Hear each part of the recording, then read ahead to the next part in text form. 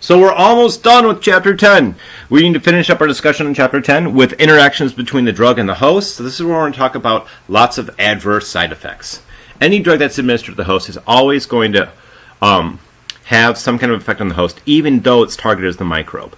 This effect of the drug on the host always needs to be considered. We always need to consider what the side effects of the drug are. Now, if that drug is selectively toxic, that's the ideal. But in any kind of microbe or chemotherapy, whether it's for antiviral, anti-cancer, antibiotic, there's almost always going to be some foreign molecule present that's going to cause harm to the host. There's going to be some side reaction or some unknown or poorly understood alternative pathway that will cause harm to the host.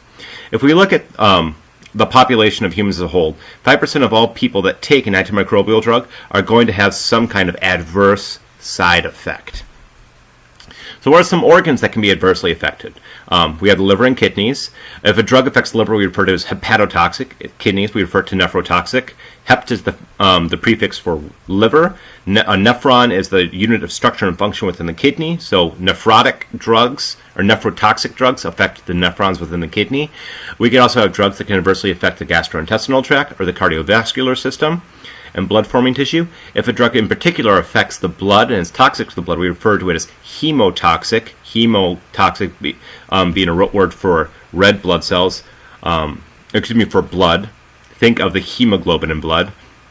If a drug affects the nervous system adversely, we refer to it as neurotoxic. We also have drugs that affect the respiratory tract, skin, teeth, and bones. So, what are some common side effects of our antimicrobial drugs? I do not want you to memorize this table.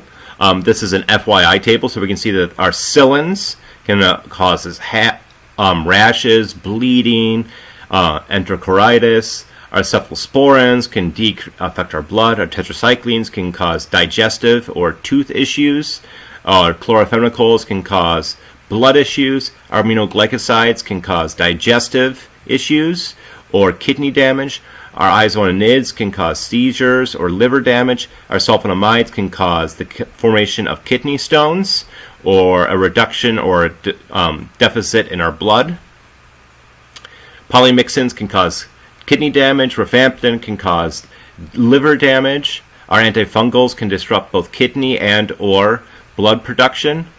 Our antiprotozoals can cause a wide variety of malaise or just general side effects that are uncomfortable. Our antihelminthes can cause lots of nausea or abdominal pain, intestinal irritation, and especially intestinal irritation makes sense because many of our parasitic worms are going to infect our intestine, and the drugs that we administer are going to focus on targeting the drugs and keeping them on the inside of the lumen of our intestines. And then finally, our antivirals can cause seizures, confusions, or nausea because the antivirals in most situations are also going to affect our host cell machinery. So, what do I want you to know from this slide?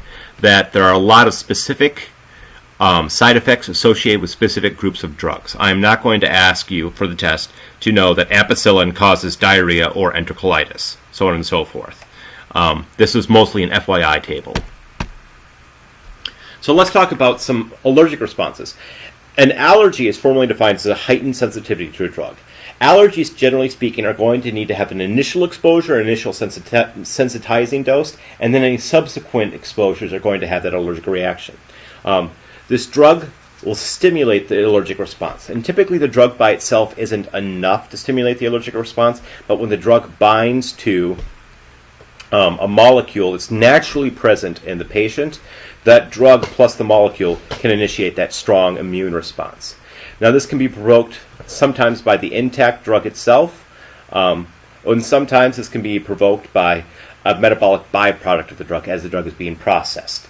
These allergies have been found to be present ever since we've had antimicrobial treatments and have been found for every major category of drugs. The single most common antimicrobial allergy is for the penicillin class of drugs. As I just mentioned and said earlier, our first dose is always going to be our sensitizing dose to the drug, and it's the second exposure that can lead to those nasty allergic side effects. So the very first time, for example, you're exposed to poison ivy, you will not get a rash. It's the it's the second or third or fourth times, those subsequent exposures, when you can develop the allergic response.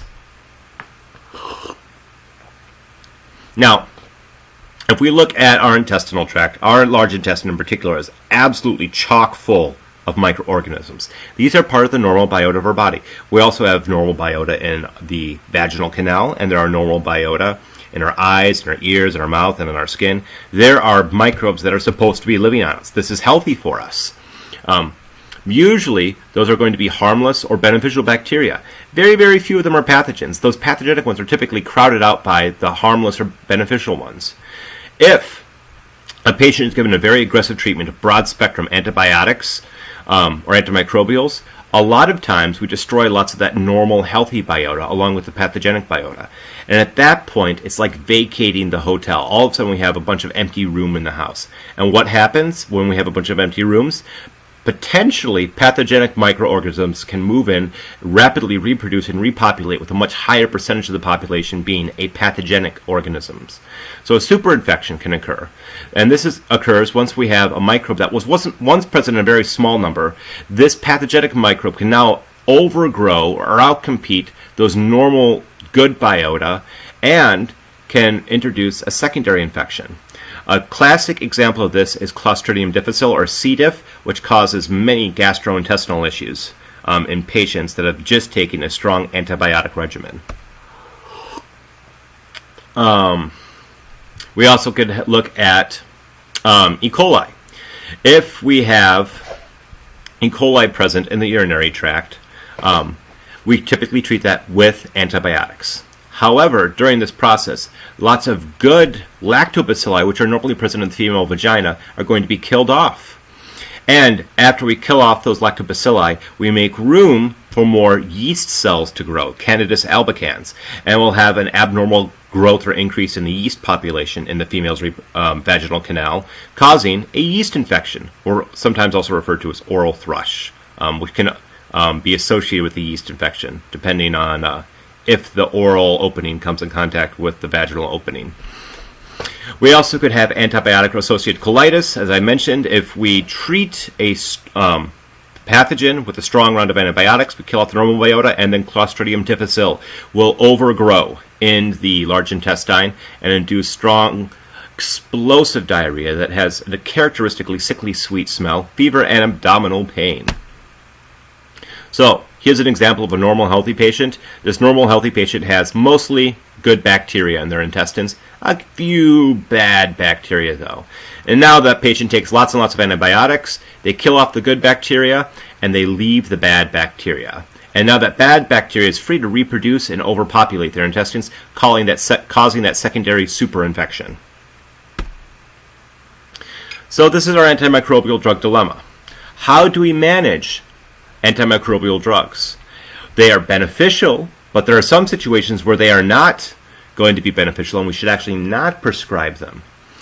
Many individuals see an antibiotic or an antimicrobial as a cure-all for all infections. So let's say I have acne, or I have a common cold, or I just have the sniffles, so to speak. I have a viral infection. And many patients will think, I want antibiotics, or I want to feel better.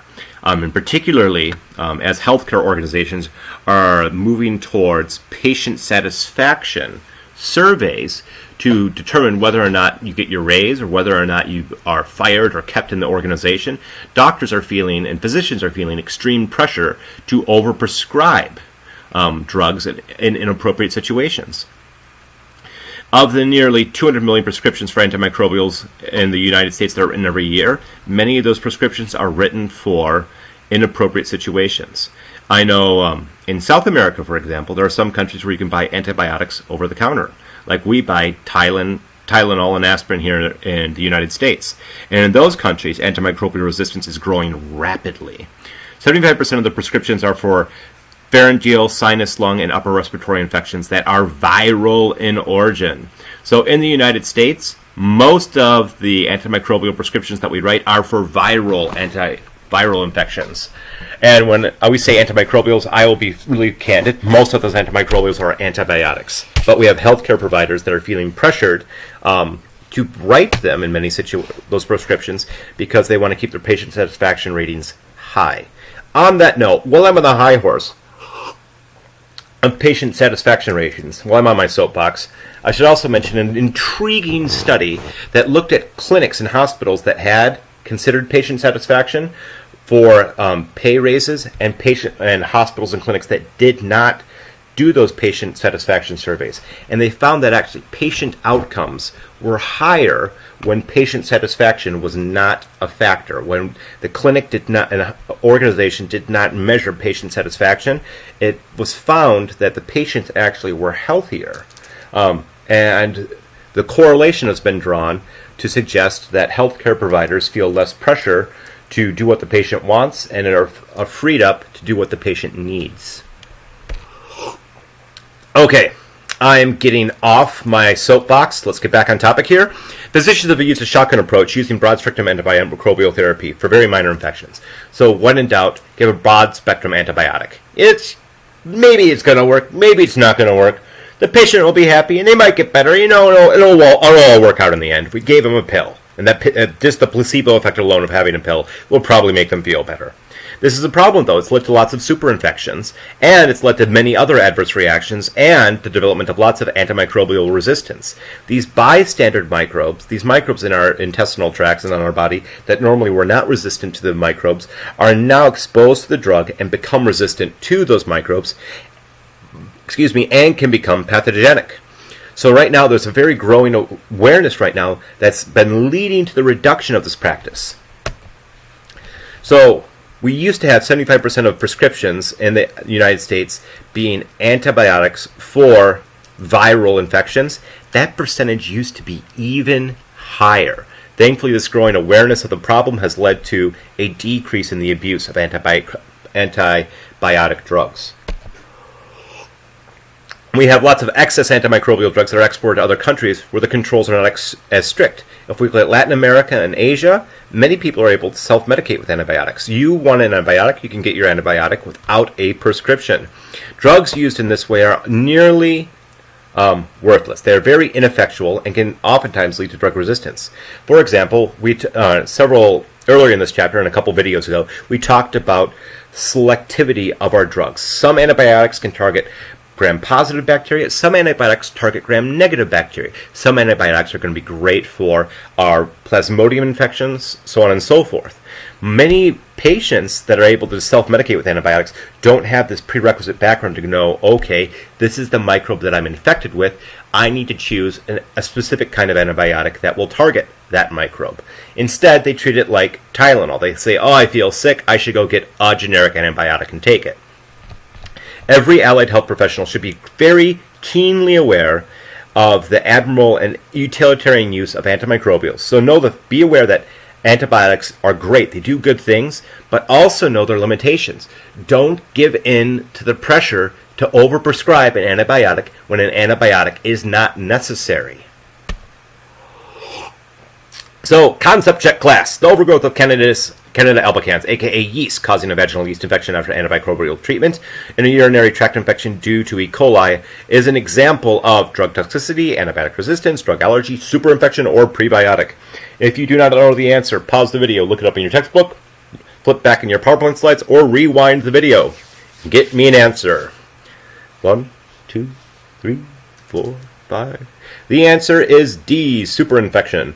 After a strong bout of antimicrobial therapy to treat the E. coli infection, we can have overgrowth of the yeast, leading to an overpopulation of the bad yeast cells in those areas, causing superinfections, or secondary infections, as it is sometimes referred to as.